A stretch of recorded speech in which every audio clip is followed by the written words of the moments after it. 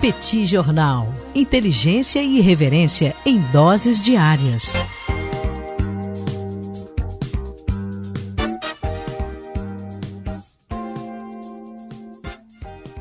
Olá, gente. Bem-vindos ao bate-papo do Petit Jornal dessa semana, o encontro onde eu, Daniel Souza e Tanguy, o Bagdadi, repercutimos um pouco os acontecimentos dos últimos dias nas áreas de economia e de política internacional. Para variar, o Tanguy sabe quais são os temas que eu propus.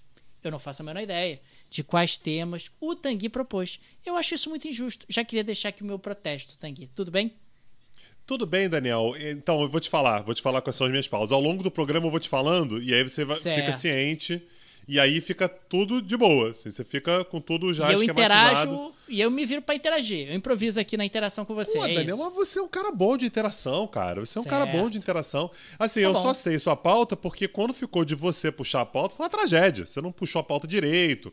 Aí dei a deixa, você não foi. Aí eu fiquei com a parte da pauta, né, Daniel? Da mesma maneira...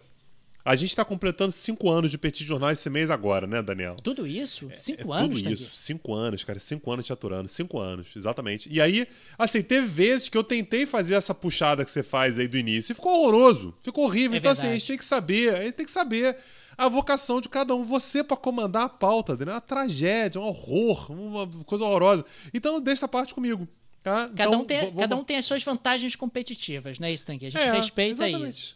Exatamente. Entendi. Você tem uma ou outra, eu tenho mais, mas você tem uma ou outra, a gente respeita dessa maneira. Daniel, certo. A primeira pauta, por exemplo, você vai inclusive poder participar. Você quer ver? Quero. João Biden, resolveu que tá vacinado. Zé Biden tá vacinado. Tá vacinado, tá a vida louca e vai dar uma volta na Europa. Falou, cansei, vou dar uma descansada, vou dar uma volta na Europa. Vai passar 8 dias... no continente europeu, vai direto, né? Tá saindo hoje, a gente tá gravando isso aqui na quarta-feira, né? Deve estar a caminho de lá nesse momento, não mandou mensagem avisando ainda, mas deve estar a caminho de lá, e vai direto para Cornwall, ou Cornualha, né? Para participar da cúpula do G7. A cúpula do G7 começou há alguns dias, aliás, você vai fazer um comentário sobre isso daqui a pouquinho, mas ele vai lá para se encontrar, né, com os demais líderes do G7, basicamente para discutir os temas da pauta internacional. Assim, essa viagem do Biden ela acaba sendo importante, Daniel, porque é a primeira viagem internacional dele, e claramente essa ida, né, para Cornualha, para participar, enfim, da reunião lá do G7, tem por objetivo tentar refazer algumas relações com países europeus que ficaram absolutamente complicadas durante o governo do Trump, né? Lembrando que o Trump, ao longo dos seus 4 anos, colocou muita pressão sobre países europeus, né? Tentou forçá-los, enfim, a oferecer mais vantagens para os Estados Unidos. Não era uma relação muito harmônica,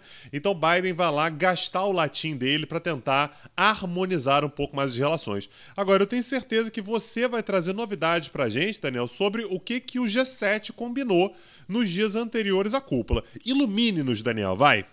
O Tanguy, gente, ele está empolgadíssimo com essa notícia de que o G7 combinou que haverá uma tarifação mínima de 15% sobre as grandes corporações. Aí o Tanguy manda mensagem animada: olha aí, as corporações agora vão ser tributadas no âmbito do G7 e tal. E eu tenho que colocar para ele o seguinte: Tanguy, tirando ali de repente aquelas big techs que já estavam ali mais ou menos sendo monitoradas para serem tributadas de uma forma mais representativa, dentro do G7, você sabe quantos países tributam menos do que 15%? Nenhum. Quer dizer, é um acordo que o pessoal jogou confete, falou, olha como a gente conseguiu um acordo histórico, maravilhoso. Na prática, eles vão tributar as Big Techs, algo que já estava sendo feito pelo Reino Unido de maneira preliminar e que vai ser replicado nesses outros países no âmbito do G7. As próprias Big Techs mais ou menos já esperavam isso e agora eles prometem que vão levar essa discussão para a OCDE e para o G20. Aí, meu amigo, aí eu quero ver você convencer Dona Irlanda, que você tem que cobrar no mínimo 15% de imposto. Quero ver convencer o seu México de que tem que cobrar no mínimo 15% de imposto. Aí a coisa vai ficar um pouco mais complicada, Tanguy. Acho que foi um movimento, acima de tudo, político, de dizer, olha, pelo menos a gente fechou questão e, consequentemente, a gente fica mais forte para uma discussão num grupo um pouco maior, mas ainda é pouco. Na prática, é um movimento que os próprios americanos recuaram, né? Porque o Biden sinalizava no primeiro momento que iria trazer uma proposta de 20%, acabou trazendo uma proposta de tributação mínima de 15%, quer dizer, bem mais discreta. Então, por enquanto, ainda há pouco a se avaliar, digamos assim, em termos dessa movimentação feita pelo G7, que é um grupo muito mais coeso, é um grupo muito mais homogêneo do que será no debate no âmbito da OCDE e no âmbito do G20. Daniel, mas me corrija se eu estiver errado, me parece que a inovação nem é somente essa, né? Assim, beleza, os 15% não mudam nada de forma mais imediata. Mas é muito também tentar impedir aquele lance de, por exemplo, o Facebook ele promove determinados lucros lá sei lá, na Alemanha e contabiliza na Irlanda. Né? E aí a Irlanda cobra mais baixo e tal, e aí o governo alemão, por exemplo, não pode cobrar. A ideia é ter a cobrança dessa tributação de 15%, que já existe, mas a efetiva cobrança dela no lugar onde o lucro for auferido. Não é essa a inovação? Isso sim. É por isso que eu fiz a referência às Big Techs, que pegava, na prática, a grande diferença era pegar as Big Techs justamente dentro de arranjos como você acabou descrevendo.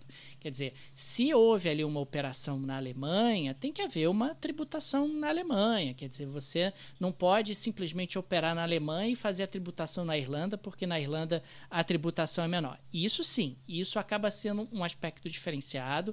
Na prática, você teve as Big Techs sendo alcançadas. Elas mais ou menos já esperavam, isso já estava mais ou menos no radar delas, mais ou menos precificado. Agora, o que eu acho que vai ser muito mais complicado é você estabelecer uma tarifação mínima, uma tributação mínima sobre corporações num conjunto maior de países. Quer dizer, a Apple, que tem um escritório importante em Dublin, justamente porque tem uma tributação menor, você dizer, não, agora a tributação na Irlanda vai ter que ser equivalente ao que é praticado na Alemanha ou que é praticado em outros países.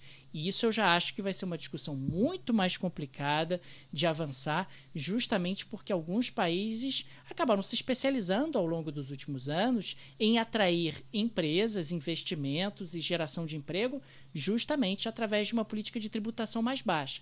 E um argumento que esses países muitas vezes utilizam é o seguinte: olha, Alemanha, é muito fácil você dizer que tem que cobrar imposto alto. Pô, a tua produtividade da mão de obra é enorme, você tem uma infraestrutura magnífica, não dá para você dizer que eu tenho que cobrar o mesmo imposto que você. A única vantagem que eu posso oferecer para atrair empresas e, de repente, gerar empregos é uma tributação menor. Você está querendo bloquear o meu desenvolvimento. Esse é um tipo de argumentação que vai aparecer nos debates quando for um conjunto maior de países no âmbito da OCDE e no âmbito do G20.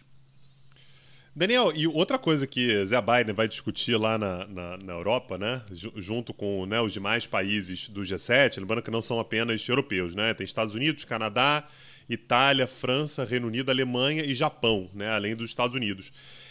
Vai discutir também, isso eu achei saudável para o debate, né, público, né, para o debate internacional de uma forma geral, iniciativas de financiamento de infraestrutura para o mundo periférico. Aí eu falei assim, porra, isso tá com uma cara de nova Rota da Seda, né? Rota da Seda, exatamente. A China começa a financiar, vou financiar obra de infraestrutura na África, no Oriente Médio, no sul da Ásia, Sudeste Asiático. De repente bate uma vontade nos Estados Unidos de debater isso, assim, porra, eu acho que a gente tem que debater. Então, muito claramente, é uma tentativa do Biden de voltar a tentar assumir um protagonismo, não é nem protagonismo apenas, mas uma liderança diante de grandes iniciativas globais. Por exemplo, ele vai levar para lá a discussão sobre a vacina.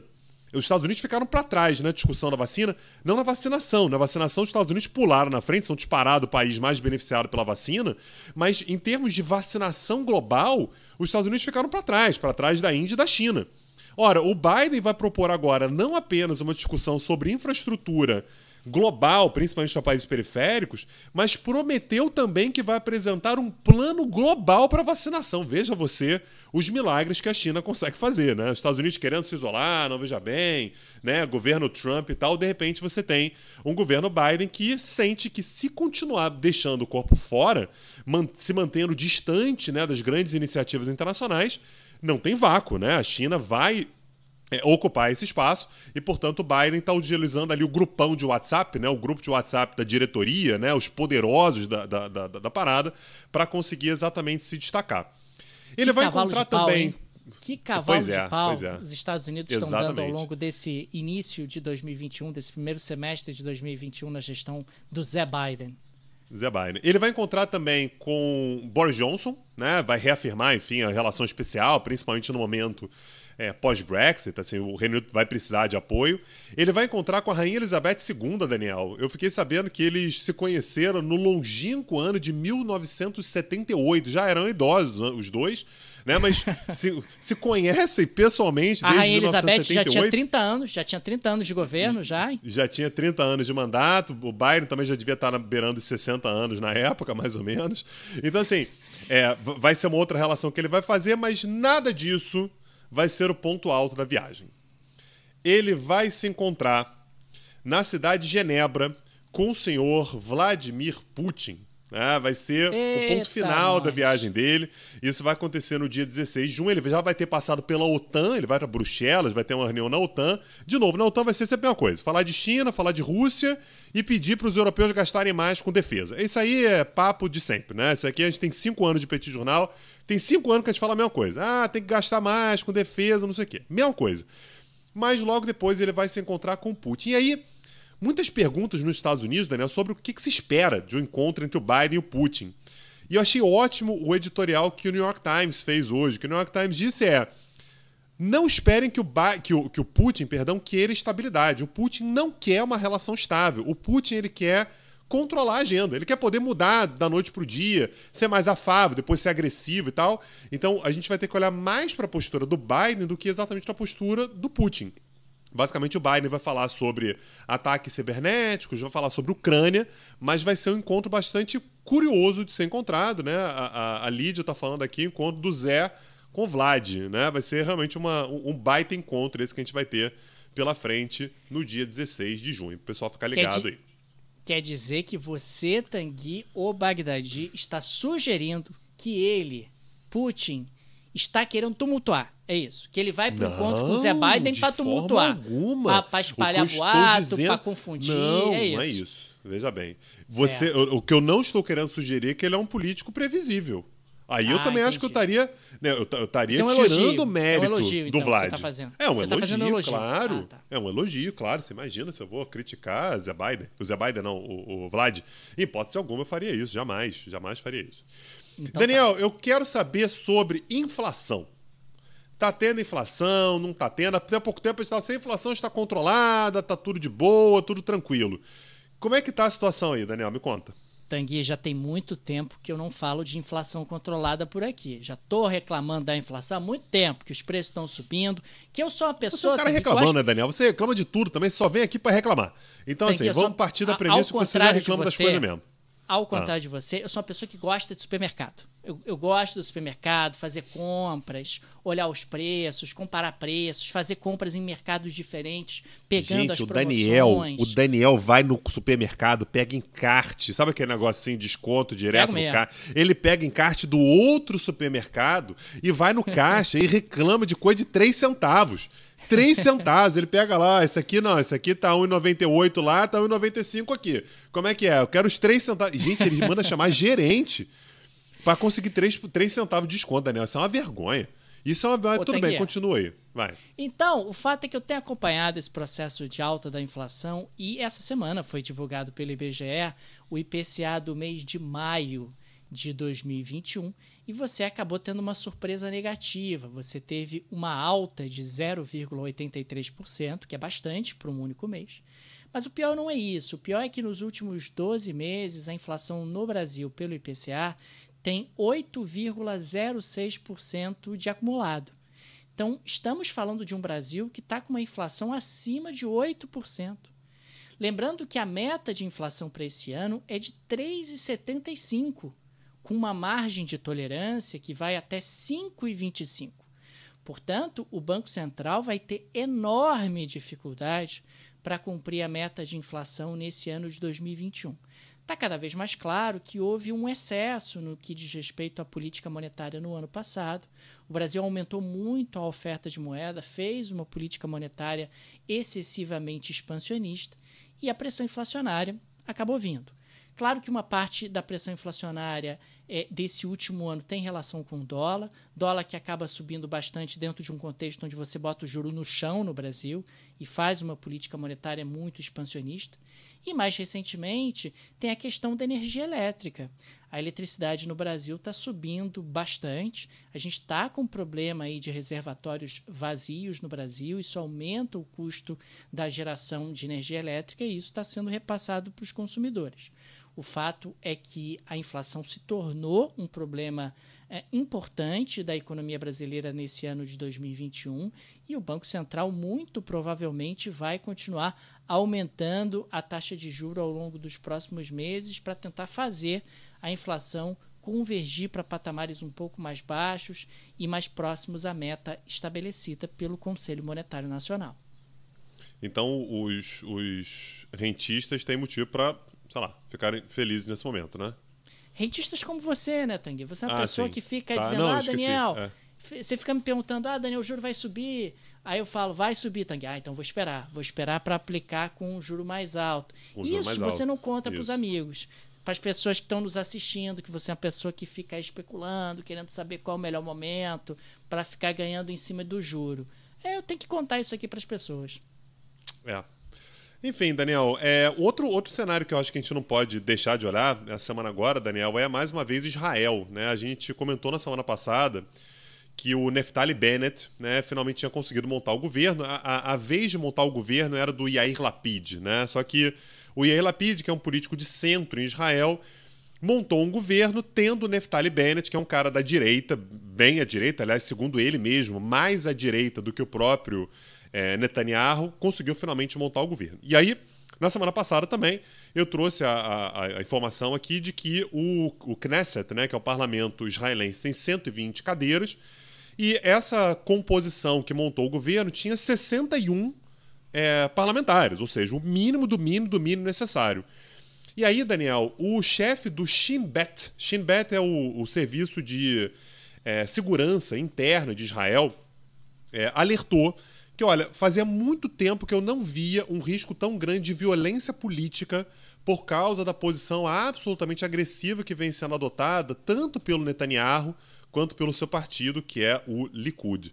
Então, vem havendo, de fato, uma virulência bastante grande. O Netanyahu está naquela de tô perdendo o jogo, eu vou sumir com os gandulas, eu vou chutar a bola para longe, porque ele não quer que essa votação aconteça para ele ter o máximo de tempo possível para conseguir virar um único parlamentar. Se um parlamentar virar a posição, né, não aderir, portanto, a esse novo governo, a gente passa a ter 60 a favor do governo e 60 contra, não monta o governo. Então a preocupação que a gente tem em Israel nesse momento é a possibilidade de violência política, sobretudo porque o Netanyahu ele tem investido muito contra essa tentativa de montagem do governo, do Naftali Bennett, pelo fato de que ela inclui o Partido Árabe, que é o Ra'am. O Ra'am vai ser a primeira vez, se esse governo de fato for montado, vai ser a primeira vez que o Partido Árabe vai fazer parte de um governo em Israel. Nunca aconteceu. E o Netanyahu está dizendo que isso é um absurdo completo. Só que aí a gente tem que olhar um pouquinho para as semanas anteriores, e o Netanyahu, no desespero de tentar montar ele mesmo o governo, ele foi o primeiro a tentar negociar com os árabes. Havia meio que um consenso na política israelense que, veja bem, os árabes você não vai colocar para dentro do governo, né? Não faz muito sentido, né? Você deixa os árabes ali sempre na oposição. Então ele tentou colocar os árabes para dentro, não conseguiu. O Naftali Bennett, junto com o Yair Lapid, conseguiram colocar finalmente os árabes para dentro, que aliás é fundamental, sem os árabes você não monta o governo. Então nesse momento há um clima de tensão extremamente exacerbado em Israel. Vale a pena observar. A princípio a votação seria nessa quarta-feira, já ficou para a semana que vem, então a gente vai ter mais uma semana de tensão aí, com o Netanyahu fazendo tudo o que puder para impedir que essa votação aconteça e, se acontecer, para tentar roubar pelo menos um parlamentar e não haver montagem do governo. Lembrando que se ele sair do poder, Daniel, ele vai ter que se ver com a justiça, uma vez que ele é indiciado por uma série de crimes de corrupção. Tanguy, a gente sabe que o Netanyahu é um cara hiperativo. Imagina a quantidade de telefonemas que ele está dando para os parlamentares do Knesset tentando virar um voto. O Netanyahu ligou mais de 30 vezes para o CEO mundial da Pfizer em Nova York. Ligou de madrugada, chato pra cacete, ligou de contar, tarde, ligou de noite, ligou sábado e oferecendo: eu pago mais caro, entrega aqui vacinas da Pfizer, pelo amor de Deus, eu tenho que vacinar minha população antes. Traçando um paralelo desse comportamento do Netanyahu para a questão parlamentar, me parece que o Netanyahu deve estar enchendo o saco, dizendo que vai pagar mais caro, que vai oferecer terreno na Lua.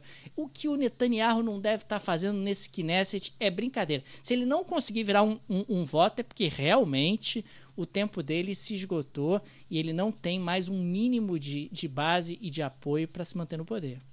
Aliás, Daniel, uma coisa que me chamou a atenção essa semana agora, né, lendo a imprensa israelense, é que teve uma coisa que voltou à tona, assim, que voltou a ser comentada em Israel, que é o seguinte: lembra que o Netanyahu, ele assim, teve no poder, está no poder desde 2009, né, até hoje, mas ele teve um mandato anterior que começou em 96, de 96 a 99. Um pouquinho antes dele se tornar primeiro-ministro, o primeiro-ministro era um cara chamado Yitzhak Rabin, que foi um cara que chegou a negociar com os palestinos, apertou a mão do Arafat, então havia uma perspectiva ali na década de 90 de repente, ter um acordo de paz entre israelenses e palestinos. O Netanyahu, ele levantou uma bandeira que foi morte ao Rabin.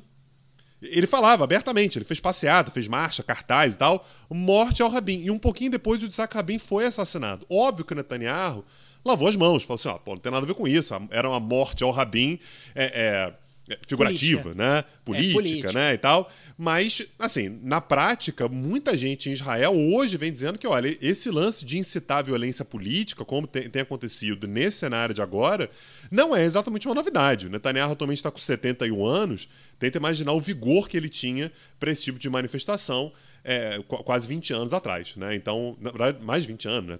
Quase 25 anos atrás, né? Então você tinha, de fato, né, um Netanyahu sempre muito combativo e sempre beirando um pouco, né, às vezes muito, né, assim, ultrapassando um pouco a linha da civilidade política em Israel. Então, algo, assim, um cenário perigoso em Israel nesse momento.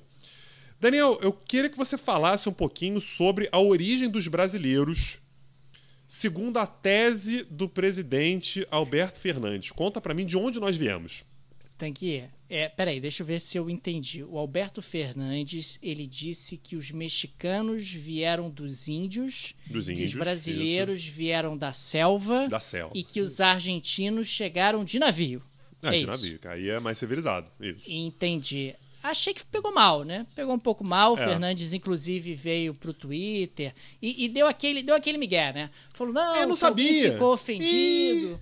Desculpa. Eu não sabia. Eu não imaginei que alguém pudesse ficar ofendido, né, Daniel? Como é que a gente podia imaginar que alguém pudesse ficar ofendido? Porque disse que veio da selva, né?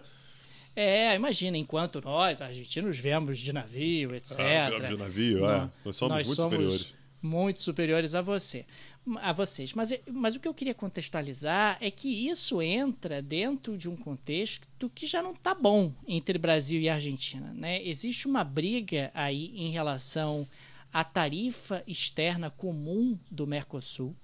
O Brasil está aliado ao Uruguai para reduzir essa tarifa externa comum. A proposta do Brasil, inclusive, é uma redução de 10% da tarifa externa comum imediatamente e uma redução de mais 10% no ano que vem. E, na prática, existe aí uma resistência muito forte dos argentinos, tentando fazer uma contraproposta, depois propõem uma outra coisa, mas estão muito resistentes a essa ideia.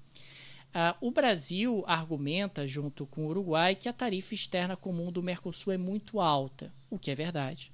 Está bem acima da média internacional e que isso cria uma série de embaraços e uma série de dificuldades para que o Mercosul se integre mais a cadeias globais de valor e forme mais parcerias.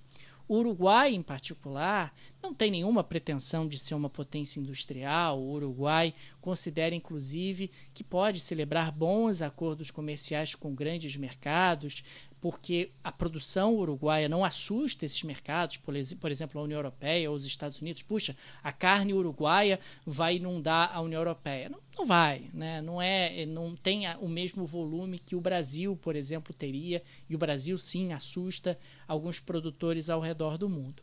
O fato é que existe aí realmente um impasse no que diz respeito à tarifa externa comum. O governo brasileiro está particularmente irritado porque a primeira contraproposta da Argentina foi deixa para 2023, e o governo brasileiro interpretou que o governo argentino estaria especulando com as eleições de 2022 e sugerindo que em 2023 o Bolsonaro já não estaria mais na presidência do Brasil. Isso acabou azedando ainda mais o clima que hoje se torna ainda mais azedo com essa declaração do Alberto Fernandes. O fato é que existe um impasse.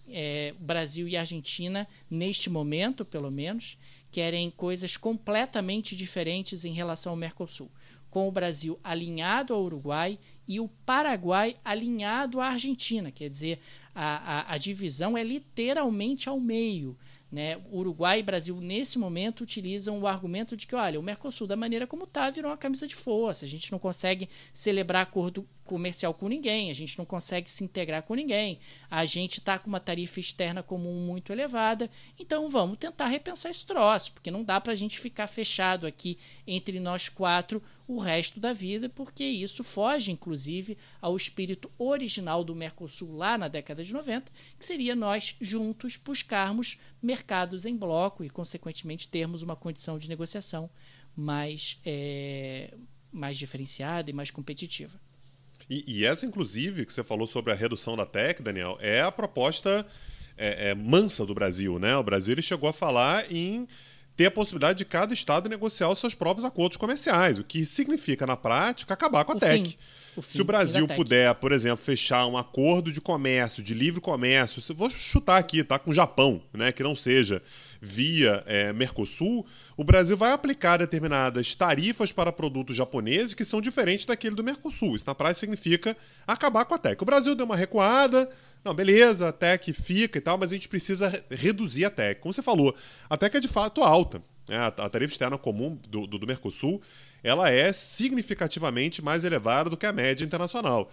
Então, esse é um problema que vai ter que ser atacado em algum momento. O problema é que a gente está tentando lidar com isso no momento em que a gente tem, sei lá, ao longo dos últimos 40 anos, mais divergências. A gente não teve tantas divergências, particularmente entre Brasil e Argentina, ao longo dos últimos 40 anos. Faz muito tempo que a gente não tem um governo à direita e uma esquerda, quando eu digo posições políticas tão diferentes, no Brasil e na Argentina. A gente viveu as ditaduras um período mais ou menos parecido. A abertura foi em momentos parecidos. A década de 90 foi um momento de liberalização para ambos. Lula e Kirchner chegaram ao governo no mesmo ano, 2003. Então o PT e os Kirchner governaram mais ou menos no mesmo período. O Macri assumiu a Argentina em 2015, o Temer em 2016. Posturas muito parecidas também. De repente, os dois foram um para cada lado. Então, de fato, é um momento muito sensível para o Mercosul e é um desafio grande. Aliás, Daniel, sei lá, a América do Sul parece estar vivendo uma situação meio não sei, acho que a gente tinha que dar uma olhada mais para isso. O que você sugere aí, Daniel, que a gente possa fazer? Tanguy, eu tenho uma novidade para te contar. Eu sei que você não foi avisado, mas haverá uma aula gratuita do Petit Jornal na próxima eu posso ir? Posso participar? Pode participar. Você está tá convidado para a aula gratuita do Petit Jornal na próxima terça-feira, onde vamos falar justamente sobre a América do Sul. Sobre esse continente que está aí em conflito, que não sabe se casa ou se compra uma bicicleta, se a gente é sul-americano ou se é cada um por si. A gente vai falar bastante na próxima terça-feira sobre esse continente sul-americano. Sul-americano não é América Latina, é América do Sul, o nosso tema da próxima aula gratuita. Quem quiser se inscrever, está disponível lá no site do peticursos.com.br. Vai ser na próxima terça-feira, às 21 horas, ao vivo, e depois vai ficar gravado e disponível.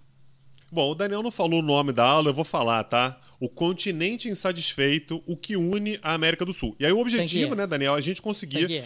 Fala, Daniel, vai, reclama do nome, vai. Eu não falo o nome da aula porque você escolhe esses nomes de samba enredo de escola de samba, esses nomes enormes, todos nomes poéticos, que eu não consigo lembrar o nome. Aí eu Daniel, só lembro... Eu vou abrir a caixa preta, do Petit Gate. E eu vou mostrar para as pessoas os nomes que você sugere, hein? Os nomes que o Daniel sugere é América do Sul, construção, desconstrução, perspectivas e dificuldades econômicas e culturais e históricas. Esse é o nome que o Daniel sugere. Pô, Daniel, 4 linhas de nome. Eu sugiro 4 linhas de nome. O nome que o Daniel sugere é a ementa da aula, né? Um negócio inacreditável, Daniel. Tem que ficar um pouco mais elegante, sei lá. Não sei, uma elegância um pouquinho maior, né? E aí eu tento dar uma arredondada. Vai acontecer, então, terça-feira que vem. Só lembrando, Daniel, que a gente dá aula toda terça-feira, né? Toda terça-feira, 21 horas, tem aula. Uma aula gratuita e depois a gente sempre emenda em um curso. E, aliás, quem quiser conhecer os cursos, o Daniel já falou o site, vou reforçar aqui, petcursos.com.br. Lá tem todas as aulas gratuitas que a gente já deu. A gente está indo agora para a 11ª aula gratuita. E a gente tem também... os cursos, né? Assim, tem curso para tudo que você puder imaginar, uma série de temas inovadores, disruptivos. Isso é a parte boa, né, Daniel? A gente faz os cursos que a gente acha que podem ser interessantes naquele momento. Então, acessando lá petcursos.com.br, você encontra todos os cursos que a gente já ofereceu. E, aliás, Daniel, eu espero, né, quando a gente der essa aula, talvez a gente já tenha, inclusive, o resultado do Peru. Muito provavelmente o Pedro Castilho vai ser eleito, está muito perto. Falta muito pouco para a apuração, um milagre apenas salva a eleição em nome da Keiko Fujimori, mas ela já começou, Daniel, você não vai acreditar no que ela disse. Fraude. Teve ela fraude. disse que teve fraude. E ela disse que não foi fraude não, hein? Ela disse que foi fraude sistêmica. Mas lá é voto eletrônico? Generalizada. É voto eletrônico lá para ter fraude? Não, lá é impresso. Lá é impresso, aí mas tem dá para fraude em contabilizar. voto impresso também? Tem fraude em voto impresso? Tem. Aí depende de quem ganhou e quem perdeu. Não, porque você sabe que nos Estados Unidos também o Biden roubou as eleições, né? Mas lá é impresso também. Né? Lá ele roubou muito. Mas lá é impresso também. Então, dependendo da modalidade, dá para você roubar de qualquer forma. No Brasil, só o voto eletrônico é roubado mesmo. O resto... Mas, por favor, você não vai fazer trocadilhos com o nosso vizinho durante a aula da semana que vem, né? Por favor. Não vou. Não, jamais faria isso, Daniel. O Peru nem né? dá esse tipo de possibilidade, de forma alguma, Entendi. né? Entendi. Então tá bom. Ainda bem. Por favor, nos poupe. Não faria isso, não. O Peru Fuerte, Peru mais grande, né, que a gente vai comentar, porque é o partido do camarada lá que tá quase ganhando a eleição lá, que é da onde, não Daniel? É Peru Libre? O partido do... Peru Libre. É Peru Libre. Isso, Peru Libre. Então, fica aqui realmente o registro da aula gratuita na próxima semana. E o nosso agradecimento aos nossos apoiadores, tá? Que o Petit está fazendo 5 anos. É um projeto que começou de forma despretensiosa, não tem nenhum conglomerado por trás, não tem nenhuma produtora por trás. É mantido exclusivamente pela ajuda de nossos apoiadores, a quem agradecemos enormemente. E fica aqui o nosso agradecimento a eles. E o convite para quem não é apoiador se tornar. Como é que você vira apoiador do Petit, Tanguy? www, tem que botar o www na frente, senão não funciona. www.petijornal.com.br. Lá tem a opção Apoie o Petit. Você clica lá e escolhe a modalidade que você quer apoiar, Daniel. Você pode apoiar no Brasil, pode apoiar fora do Brasil, pode apoiar via Pix. Até Pix tem, Daniel. Moderno até isso. Pix. Quero fazer o Pix, tô com Pix. Pum. Aí faz lá o Petit Pix. Você fala lá, Petit o Petit Pix. Pix. Agora tem Petit Pix também. Agora tem Petit Pix, exatamente. Maravilha. E aí você se torna apoiador do Petit Jornal. E eu deixo aqui também meu agradecimento a todo mundo que chega junto com a gente todos os meses, o que faz uma diferença enorme na continuidade do nosso projeto. Maravilha. Beleza. Pessoal, até semana que vem. Abraço. Tchau, tchau. Tchau, gente. Petit Jornal. Inteligência e irreverência em doses diárias. Acesse www.petijornal.com.br.